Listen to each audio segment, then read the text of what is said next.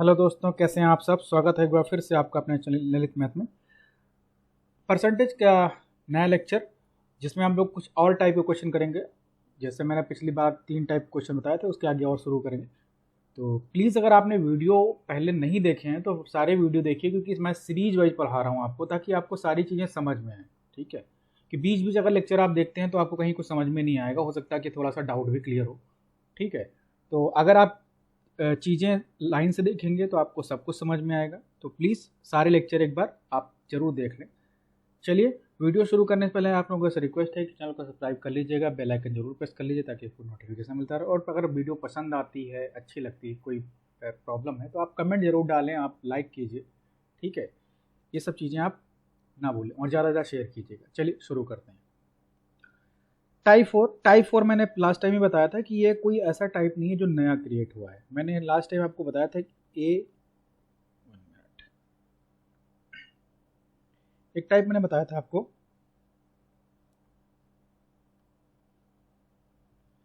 कि A cross B equal to C। जब ऐसी चीज़ें हों, जब एक दो चीज़ें मल्टीप्लाई होकर तीसरी चीज़ बना रही हूँ।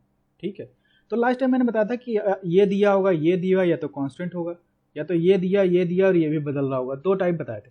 आज मैं जो पढ़ाने जा रहा हूँ इसका नया, उसी का एक नया समझ लीजिए मॉडिफाइड वर्जन है। इसमें हर बार हमेशा लेफ्ट हैंड साइड चीज़ें दी होती थी। इस बार क्या करेगा, एक इधर का सामान चीज़ देगा और इधर दूसरी चीज़ देगा। ये बीच वाला आपसे पूछेगा, या तो बीच वाला पूछेगा या ये पूछेगा, मतलब एक इधर का एक उधर का, 2 चीज़ें आपको दी होंगी। क्वेश्चन देखेंगे और समझ में आए। ये कह रहा है कि एक जो रेक्टेंगल है उसकी लेंथ जो है उसको 10% इंक्रीज कर दिया गया। अब आपको मैंने बताया था कि length into breadth equal to हमेशा एरिया होता है। लेंथ हमेशा 10% इंक्रीज कर दी। मैंने कहा था कि या तो इसको परसेंटेज में बदल दीजिए और नहीं बदलना चाहते तो कोई दिक्कत नहीं है, इसको 10 रहने दीजिए। भाई 10% को हम लिख सकते हैं कि 1/10 कर सकते हैं। करेक्ट। इसका मतलब है कोई चीज़ अगर 10 होगी, मैंने कहा था कि इंक्रीज कितना 10%, यानी कि 10 पे कितना इंक्रीज, 1 का। तो पहले कोई चीज़ 10 थी, अब इंक्रीज होगी, कितनी हो गई, 11 हो जाएगी, प्लस 1 का इंक्रीज हुआ। एरिया क्या है उसका, एरिया बढ़ गया कितना, 20%। अगर 20% बढ़ गया तो इसका मतलब है कि अगर ये चीज़ 10 है तो ये कितनी होनी चाहिए, 12 हो जाना चाहिए। ये समझ में आ रही बात, नहीं आ रही भाई। 20% का मतलब 2/10 होता है, नहीं होता है। 20% का मतलब ये 2/10। इसका मतलब क्या कर सकते हैं कि 10 में 2 बढ़ा दो। ठीक है, तो 10 से कितनी, 12 हो जाए। अब हमें निकालना है कि इनमें कितना इंक्रीज या डिक्रीज होगा। भाई मान लेते हैं ये पहले x था, अब ये y हो गया। ठीक है, तो देखिए इसको सॉल्व करने के 2 तरीके बताऊंगा ध्यान से। पहला तरीका क्या है, जो यहाँ से आप देख सकते हैं। भाई आपको पता है 10x इक्वल टू 10 होगा। 10x इक्वल टू 10 होगा क्योंकि इन दोनों का मल्टीप्लीकेशन किसके बराबर, इसके बराबर होता है, यानी कि x की वैल्यू 1 हो जाए। समझ में आ रही। यहाँ से अगर हम बात करें तो y की वैल्यू कितनी, 12/11 हो जाएगी। 11 होगी, 12 है। ठीक है, तो अब यहाँ पर अगर मैं इसे 1 लिखता हूँ और इसे लिखता हूँ 12/11, कभी भी रेशियो फ्रैक्शन में नहीं लिखते हैं। ठीक है, तो हम क्या करेंगे, 11 से मल्टीप्लाई करेंगे, यहाँ भी 11 से और यहाँ से, जिस नंबर से ऊपर, क्योंकि ये लाइन ब्रेड्थ की है, ये पूरी लाइन एक ही है। ठीक है, ये चौड़ाई की लाइन है।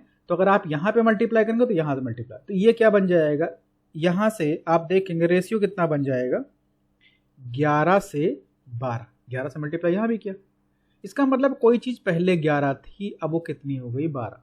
कोई चीज़ 11 थी, अब वो कितनी हो गई, 12 हो गई। तो इसका मतलब कितना इंक्रीज आया, +1 का। तो आपको पता है कि कितना इंक्रीज आएगा +1 का 11 में, तो 100%। ठीक, 9.09% इसकी वैल्यू होगी। इतना आपको इंक्रीज करना पड़ेगा। ठीक है, दूसरा तरीका देखिए, यहाँ पर क्या होता है, जब भी आप ऐसा क्वेश्चन सॉल्व कर रहे हो, ठीक है, तो आप यहाँ क्या करिए कि मैंने लिखा LBA। भाई यहाँ पर हमें पता है कि अगर मैंने 10 लिखा तो ये इंक्रीज हो कितना बन गया, 11। अच्छा, यहाँ पर क्या कर रहा हूँ, मैं L और B को मल्टीप्लाई करके A बनाऊंगा। अब मैंने कहा कि कितनी इंक्रीज हुई, 10 से कितना हो गया था, 12। अगर मैं ये क्या करूँ, भाई यहाँ भी बेस 10 ले लूँ, मैंने अपनी मर्जी से ले लिया, मैंने अपनी मर्जी से ले लिया कि 10 होगा, तो इसको 100 बना दूँ। मतलब सिर्फ कहने का मतलब है कि अगर मुझे परसेंटेज निकालना है तो हम सिर्फ वैल्यू तो चेंज कर सकते हैं, कोई दिक्कत तो है नहीं। ठीक है, मैंने कहा कि अगर ये इनिशियल ये भी 10 था, इनिशियल ये भी 10 था, हमें नहीं फर्क पड़ना। ठीक है, हमने देखा पहले 10 था, तो इसकी वैल्यू कितनी होनी, 100 होनी चाहिए। अगर इसकी 100 है तो ये इंक्रीज कितना हुआ, 20% का, ये कितना हो जाएगा, 120। करेक्ट। अब यहाँ पर कितनी वैल्यू हो, और यहाँ से आप वैल्यू निकाल सकते हैं, y की वैल्यू कितनी होगी, 120/11। समझ में आ रही नहीं बात। 120/11। मैंने अभी बोला कि कभी भी फ्रैक्शन नहीं रखते हैं, तो 11 से यहाँ मल्टीप्लाई करो, 11 से यहाँ, तो आप देख सकते हैं कितना आ गया, 110 हो गया, और यहाँ पर कितना हो गया, 120। कितना इंक्रीज हुआ, 10 का। ठीक है, यानी कि 110 में 10 का इंक्रीज हुआ था, परसेंटेज डायरेक्टली निकल आया। सिर्फ मैं ये कह रहा हूं कि यहां पर एक्स वाई सॉल्व करने की जरूरत नहीं पड़े, ऊपर वाला नंबर आप हमेशा मान लीजिए, नीचे वाले नंबर में जो भी कैलकुलेशन करनी है उसमें करेंगे। ठीक है, और क्वेश्चन करेंगे और समझ में आएगा। ठीक है, नेक्स्ट क्वेश्चन ये कह रहा है कि एक चीनी का मूल्य 20% बढ़ जाता है। आपको पता है हमेशा क्या होती है कि प्राइस होती है और उसके बाद खपत यानी कि कंजप्शन होता है, और फिर एक्सपेंडिचर जो आपका टोटल लागत मूल्य लगता है। ठीक है, ये है 20% बढ़ गया। मैंने कहा कि ये पहले 10 था, अभी कितना हो गया, 12 हो गया होगा। ठीक है, ये कह रहा है खपत कितने % कम की जाए, हमें नहीं पता। हमने कहा कि ये भी पहले 10 ही था। ठीक है, तो अगर ये 10 था तो इसको 100 होना पड़ेगा।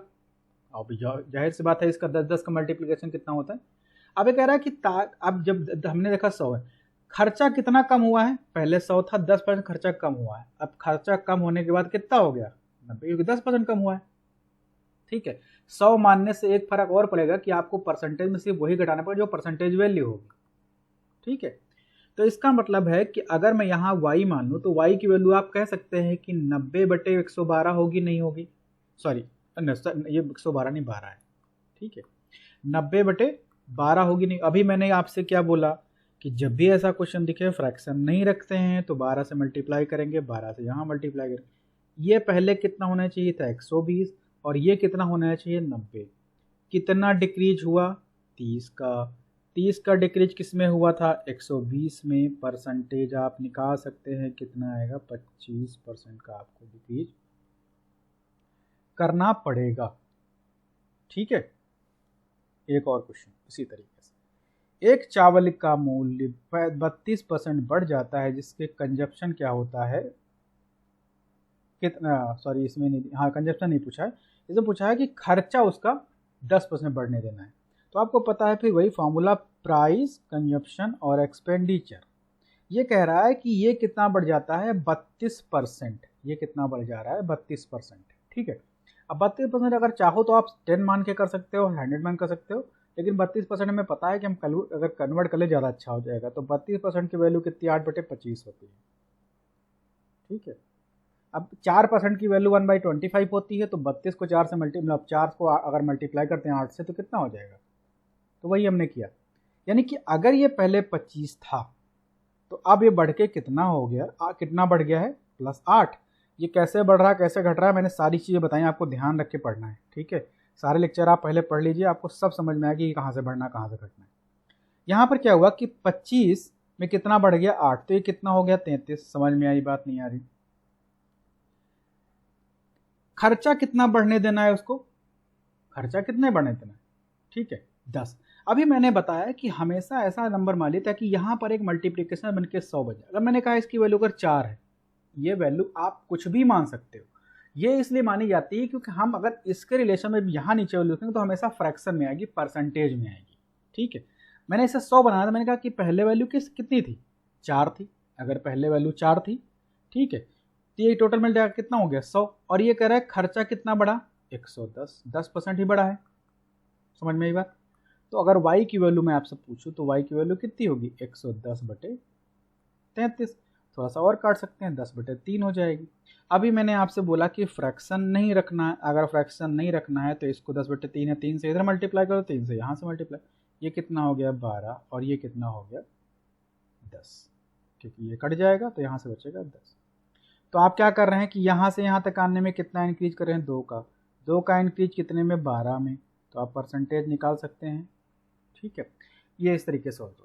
देखिए, कुछ लोगों को नंबर मानने में अगर कन्फ्यूजन है तो आप, कोई प्रॉब्लम नहीं है, आप कुछ भी कर सकते हैं कन्फ्यूजन ना रखने के लिए। ठीक है, थोड़ा प्रैक्टिस करेंगे आपको समझ में आए कि नंबर कैसे लेना है। लेकिन अगर आपको शुरू में XY मानने में दिक्कत हो रही है, नंबर मानने में दिक्कत हो रही है, तो आप XY ले लीजिए। करके मैं दिखा देता हूँ, इसको मैं मिटाऊंगा थोड़ा सा। मैंने आपसे क्या बोला कि जब आपको समझ में नहीं आया कि यहाँ पर कौन सा नंबर मल्टीप्लाई करना है, मैं क्या करूँगा। ठीक है, मैंने कहा कि आपसे इसे मान लीजिए x, पहले x था y हो गया, ठीक है, ये कितना बढ़ा 10%। 10% बढ़ा, मैं इसका मतलब मैं ये कह सकता हूँ कि ये अगर 10 था तो कितना बढ़ गया, एक +1 बढ़ा हो गया, यानी कि 11। 10% की वैल्यू कितनी, 1/10। तो 1/10 का मतलब 10 में कितना बढ़ा, 1 का। ठीक है, अब यहाँ से अगर मैं x की वैल्यू निकालूँ, यहाँ से मैं x की वैल्यू निकालूँ तो x की वैल्यू कितनी आ जाएगी, 10/25 होगी, नहीं होगी। यहाँ से y की वैल्यू निकालूँ तो 11 बटे कितनी होगी, 33 होगी। या फिर कट कर सकते हैं तो 11 का नाम 11 दिया जाते हैं 33। यहाँ से करें 2 और 5, समझ में आई। x की वैल्यू कितनी, 2/5 और y की वैल्यू 1/3। ठीक है, मैंने कहा फ्रैक्शन नहीं रखना है, फ्रैक्शन ना ऊपर रहेगा नीचे रहेगा। जब ऊपर नीचे फ्रैक्शन नहीं रहेगा तो करेंगे, यहाँ फ्रैक्शन 5 है, यहाँ फ्रैक्शन 3 है, तो ऐसा नंबर मल्टीप्लाई कि 5 और 3 दोनों का यानी कि इनका एलसीएम होना चाहिए। तो 15 से मल्टीप्लाई कर दें, ये ऊपर कितना हो जाएगा, 10 हो जाएगा, नीचे कितना हो जाएगा,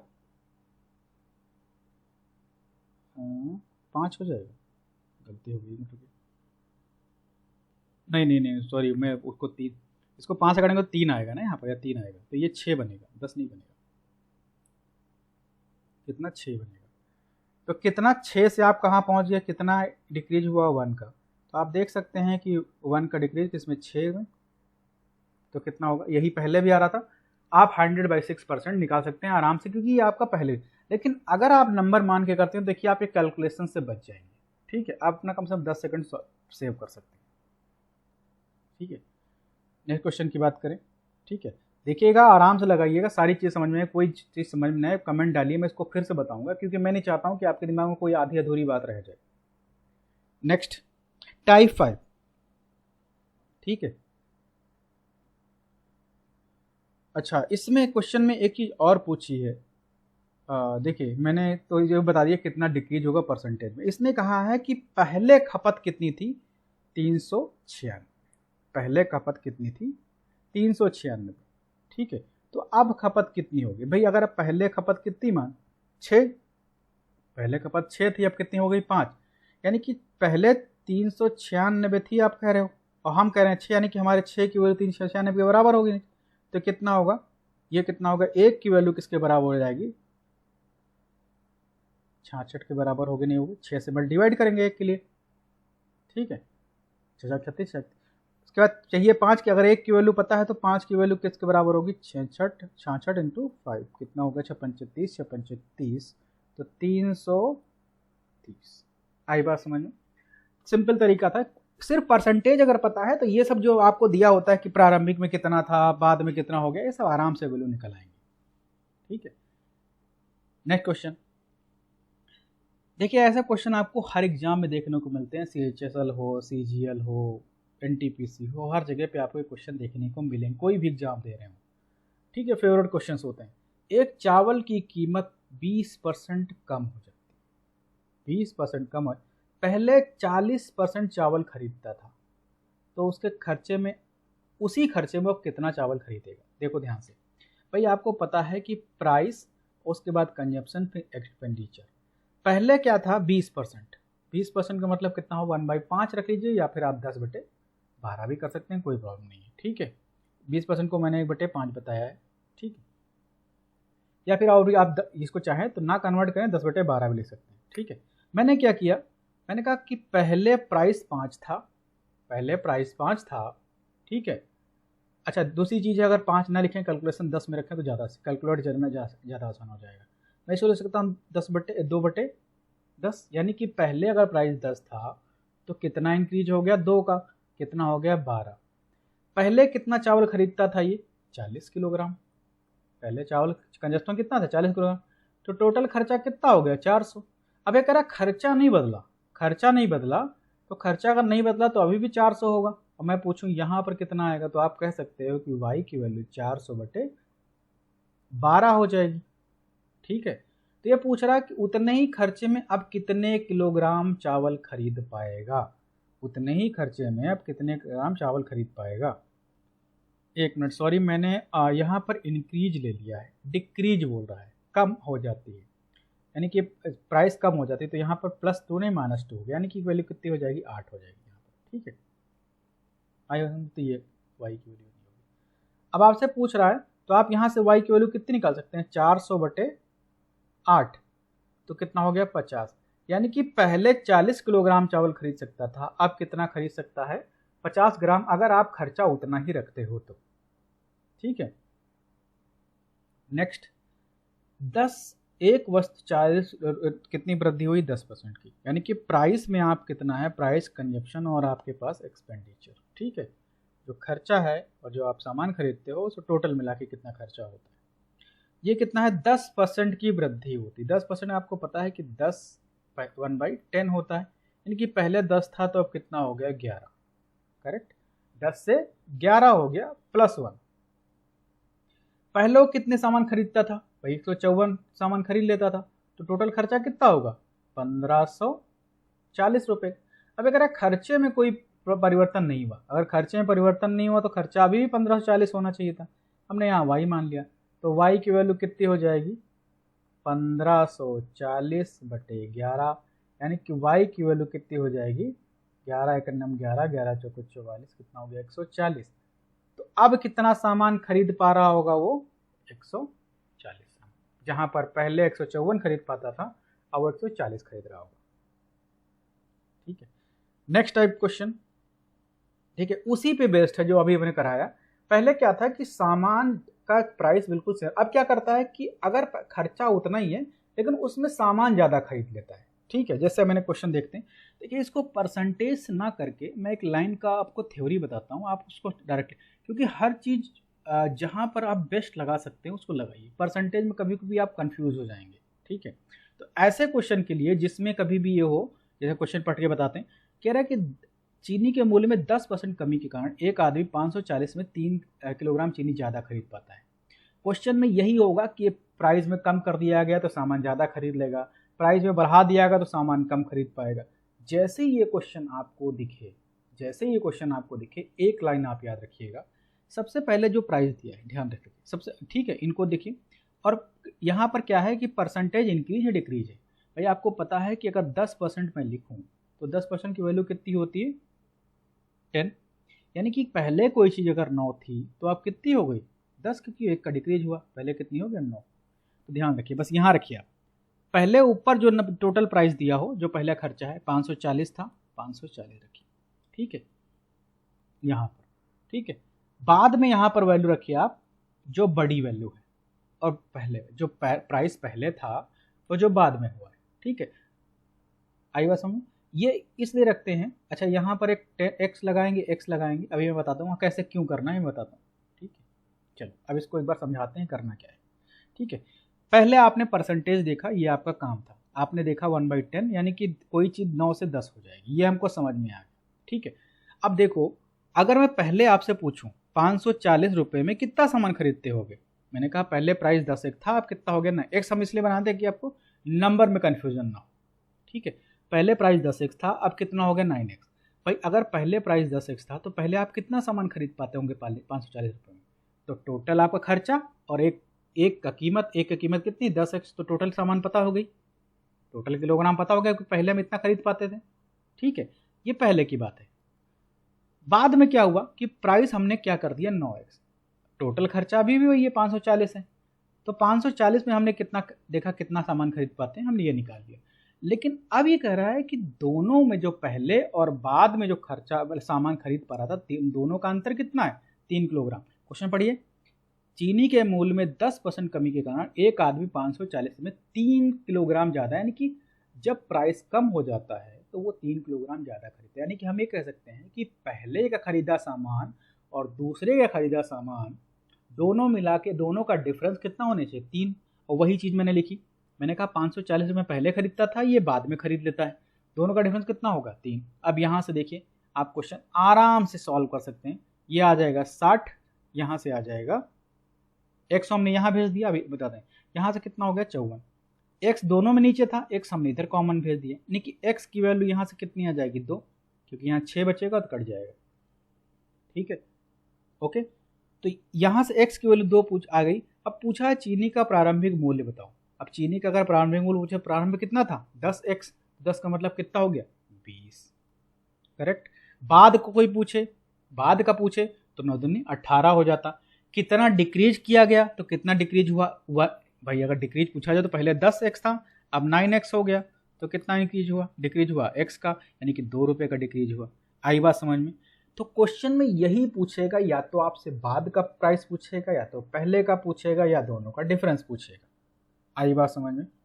क्वेश्चन को एक बार फिर समझेंगे, इसके बाद एक एग्जाम्पल इसका और करेंगे, आपको क्वेश्चन समझ में आएगा। देखो परसेंटेज से करने में थोड़ा सा इसको क्वेश्चन को कंफ्यूजन हो सकती है, इसलिए मैं इसको ड्रॉप किया है। ठीक है, क्वेश्चन में कह रहा है कि एक चीनी के मूल्य में 10% कमी कर दी गई।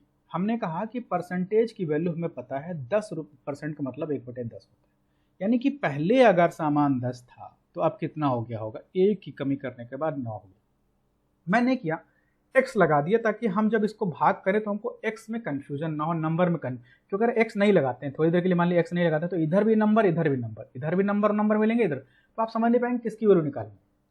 ठीक है, तो जब भी ऐसा क्वेश्चन दिखे आपको क्या करना है कि ना पहले 10x था 9x था। मैंने कहा कि पहले 540 रुपये में कितना सामान खरीद लेता, 10x से भाग दी। दोबारा क्या किया, मैंने कहा कि 540 रुपये में 9x का प्राइस से कितना सामान खरीदेगा। अब देखा क्वेश्चन में दिया था कि जब शुरू पहले और आखिरी के जो सामान थे उसमें 3 किलोग्राम का अंतर था, तो मैंने अंतर 3 लिख दिया। ठीक है, और उसको सॉल्व किया, x की वैल्यू निकाल लिया, उसके बाद आप कुछ भी पूछो हम निकाल देंगे आराम से। नेक्स्ट क्वेश्चन देखिए, इसी पे क्वेश्चन है। ठीक है, बस आपको ये सोचना है कि परसेंटेज इंक्रीज हो रहा है डिक्रीज हो रहा है। 25% की वृद्धि, यानी कि पहले प्राइस क्या था, कितना था, 1/4 होगा, करेक्ट। यानी कि पहले अगर प्राइस 4x था तो अब कितना होना चाहिए, +1 1 बढ़ जाएगा, यानी कि कितना हो जाएगा, 5x हो जाएगा। समझ में, क्योंकि इंक्रीज हो रहा है। ठीक है, अब मुझे बताइए कि 240 रुपये में पहले कितने अंडे खरीदता था, ये होगा 4x, पहले 4x प्राइस था। ठीक है, बाद में कितना खरीद रहा है, और दोनों का डिफरेंस कितना है, 4। कैसे, देखिए क्वेश्चन में कह रहा है कि पहले अगर वृद्धि 25% की गई तो कितना इंक्रीज हो गया, 4x से प्राइस आपका 5x हो जाएगा। आपका प्राइस जो था, कीमत आपकी 4x से 5x हो जाएगी। मैंने कहा ठीक है, तो पहले में कितना सामान खरीद पाता था, पहले सामान जो खरीद पाता था वो कितना था, 240/4x की प्राइस पहले था। बाद में कितना हुआ, 5x। ठीक है, जो पहले सामान खरीद पाते थे और बाद का सामान खरीद पाते थे उसमें कितना, 5 कम था, यानी कि जो बाद में सामान खरीद पाते थे उसमें 5 कम था। यानी कि पहले का और बाद का अगर मैं डिफरेंस निकालूं तो वैल्यू कितनी, यानी 4, यानी कि 4 अंडे कम खरीद पाता था।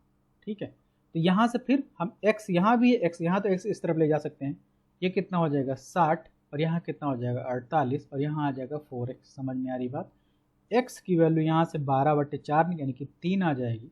अगर x की वैल्यू 3 आती, आप हमसे पूछे कि प्राइस, नया प्राइस बताइए।